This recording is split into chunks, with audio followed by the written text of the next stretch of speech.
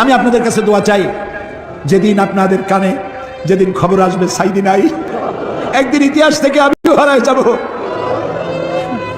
কিয়ামতের দিন আল্লাহ যেন আমাকে মাফ করে দেন। আমি কিচ্ছু চাই না আল্লাহর কাছে।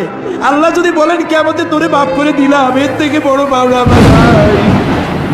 অতীব দুঃখের সহিত জানানো যাচ্ছে যে কোটি মানুষের মনের মনি গোটায় গেঁথে থাকা দেলোয়ার হোসেন সাইদি হুজুর আর আমাদের মাঝে নেই।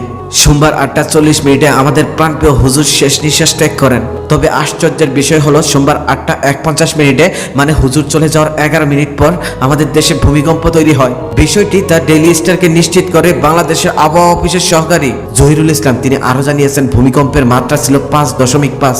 আচ্ছা, কার বিদায়ে কেঁপে উঠলো পৃথিবী? আমরা পৃথিবী থেকে কাকে হারিয়ে ফেললাম? প্রশ্ন তো এখানেই শেষ নয়, প্রশ্ন তো আরো থেকে যায়। বিগত 14-15টি বছর তাকে আমরা জেলখানায় বন্দী করে রেখেছিলাম। আমার এই জীবনে আমি কারণে অকারণে অনেক কেঁদেছি। আমার বুঝজ্ঞান হওয়ার পর থেকে তাফসির মাহফিলের আল্লামা দেলোয়ার হোসেন সাইদি সাহেবের ওয়াজ শুনে মনের অশান্তি কেঁদে ফেলেছি আমি। যদিও কখনোই স্টেজে গিয়ে ওনার ওয়াজ শোনার সৌভাগ্য আমার কখনো হয়নি, ক্যাসেটের মধ্যে শুনেছিলাম, পরবর্তীতে মোবাইল ফোনের মাধ্যমে শুনেছি। বাংলাদেশ ও দেশের বাইরের কত মানুষ ওনাকে ভালোবাসে তা আপনারা নিশ্চয়ই জানেন। তবে আমি সেই দিন আরো জেনেছিলাম। যেদিন আমি অনলাইনে প্রথম আসি, আমার প্রথম ভিডিও ছিল আল্লামা দেলোয়ার হোসেন সাইদি হুজুরকে নিয়ে। ভিডিওটা আপলোড করার কিছুক্ষণ পরেই ভিডিওটা এতই ভাইরাল হয়েছিল যে পুরো টিকটকে ট্রেন্ডিং কেঁপে উঠেছিল সেদিন। টিকটক থেকে আবার ফেসবুকে ভিডিও এরপর আমি আরো শত শত করেছি। তবে অমন ভাইরাল তো দূরের কথা, ওই ভিডিওর ধারের কাছেও কোনো ভিডিও যেতে পারেনি। সেই ভিডিওর কমেন্ট বক্সে গিয়ে দেখেছিলাম মানুষ মানুষটাকে কতটা ভালোবাসে। মাহবুদের দরবারে দরখাস্ত জানাই, হে আল্লাহ, তুমি তোমার এই বান্দাকে জান্নাতের সর্বোচ্চ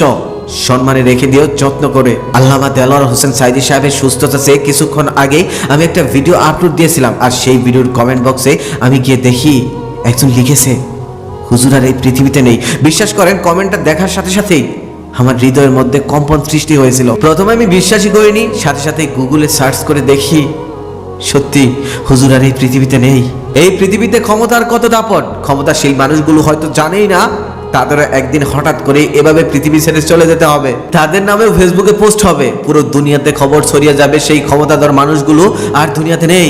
এই সোশ্যাল মিডিয়ার যুগে সেলিব্রিটি হওয়া ততটা কঠিন নয় যতটা কঠিন ছিল 90 দশক কিংবা তার আগে। সেই সময়টাই রঙিন করে রেখেছিল আল্লামা দেলোয়ার হোসেন সাইদি সাহেব, মিজানুর রহমান আজারি, আবু তোহা মোহাম্মদ আদনান, মুফতি আসাদ বিন হাবিবরা অবশ্যই বিখ্যাত বক্তা, মেধাবী ও সৃজনশীল ইসলামিক বক্তা। তবে দেলোয়ার হোসেন সাইদি সাহেব একজনই ছিলেন আমার ব্যক্তিগত মতে আর কখনোই আমাদের এই বাংলাদেশে এমন গভীর ইসলামিক জ্ঞানের অধিকারী আর কেউ আসবে না। এমন ভরাট কণ্ঠস্বর আর অসাধারণ পানাচ্ছল মানুষ আর আসবে না। এমন আরেকটা মানুষ আর বাংলাদেশ কখনোই পাবে না যিনি দেলোয়ার হোসেন সাইদি সাহেবের স্থান দখল করতে পারবে। স্কুল লাইফে ওনার ওয়াজ শুনে কতটা আবেগে আপ্লুত হয়েছি, কতটা কেঁদেছি তার কোনো হিসেব নেই। আমার সবসময় প্রিয় বক্তা ছিলেন তিনি, আর তিনিই থাকবে সারা জীবন ইনশাল্লাহ। প্রিয় আল্লামা দেলোয়ার হোসেন সাইদি সাহেবকে আজ আর কেউ আটকে রাখতে পারেনি। বহুদিন আটকে রাখা হয়েছিল আমার প্রিয় হুজুরকে, তবে আজ আর কেউ আমার প্রিয় হুজুরকে আটকে রাখতে পারেনি। লোহার শিকল দিয়ে বেঁধে রাখার ক্ষমতাও আজ আর কারণেই। আজ তিনি সবার সামনেই চলে গেলেন। কোথায় তোমার ক্ষমতা? আজ কেন তুমি আমার প্রিয় হুজুরকে ধরে রাখতে পারলে না? আজ যদি তুমি আমার প্রিয় হুজুরকে ধরে রাখতে পারতে, আজ আমিও তোমাকে ধন্যবাদ দিতাম। তিনি এমন একজন ব্যক্তি ছিলেন যার ওয়াজ শুনলে মনের অজান্তেই চোখে পানি এসে যেত। অমুসলিমরা তার ওয়াজ শুনে মুসলমান হয়ে যেত। আজকে সেই কোরআনের পাখি দুনিয়া ছেড়ে চলে গেলেন।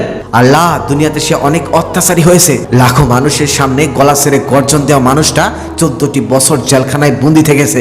আল্লাহ, তুমি তো সব জানো, তুমি তাকে সম্মান দিও আর অত্যাচারীদের বাঁচিয়ে রেখো সারা জীবন, যেন তারা সারা জীবনই এই পৃথিবীতে রাজত্ব করতে পারে।